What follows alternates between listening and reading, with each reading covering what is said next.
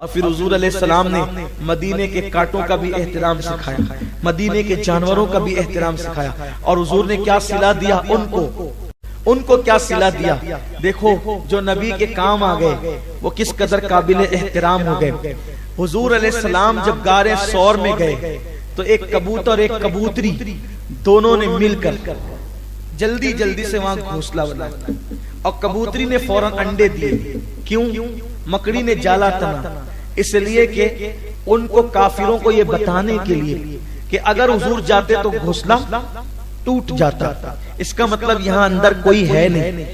حضور علیہ السلام کے اتنے کام آئے وہ کبوتر اور کبوتری، تو اللہ نے ان میں اتنی برکت عطا کی کہ کہا جاتا ہے کہ مکہ شریف میں اور مدینہ شریف میں اس وقت جتنے کبوتر ہزاروں لاکھوں کی تعداد میں وہ سب ان دونوں کی اولاد میں سے، جو کبوتر اور کبوتری نے وہاں پہ گھونسلہ بنایا تھا اور کبوتری نے انڈے دیے تھے۔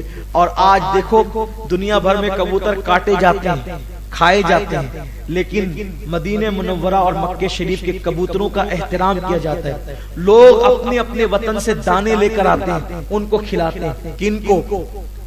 ان کبوتروں نے حضور پہ کوئی احسان نہیں کیا تھا۔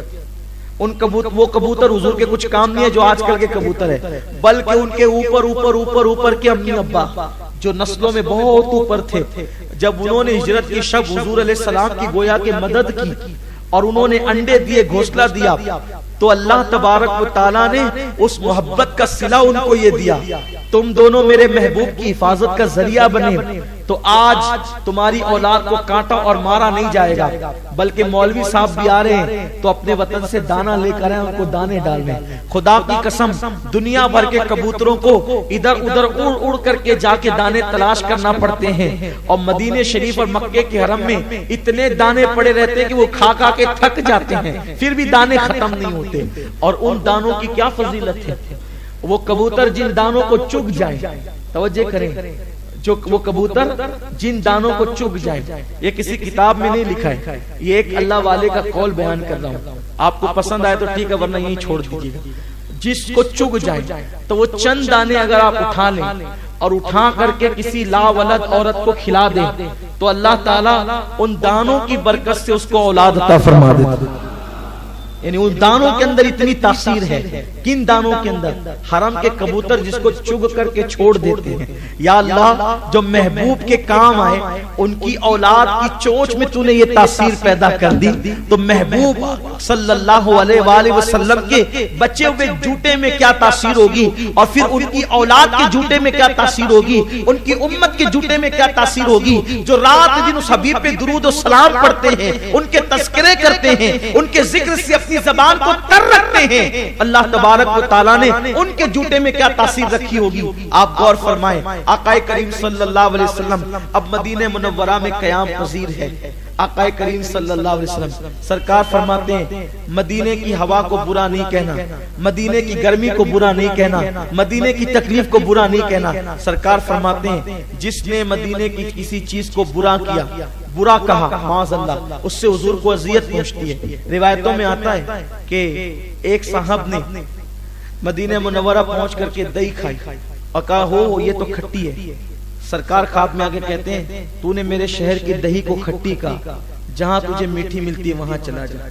روایتوں میں آتا ہے ایک بزرگ تھے، وہ بزرگ مدینہ طیبہ گئے، جب مدینہ منورہ گئے تو ایک بلی کا بچہ ان کے ساتھ ہو گیا، اور جب وہ ساتھ ہوا تو وہ جب بھی مسجد نبوی آتے تو بچہ ساتھ میں آتا بلی کا، اور جب بھی وہ گھر جاتے تو بلی کا بچہ ساتھ میں گھر جاتا۔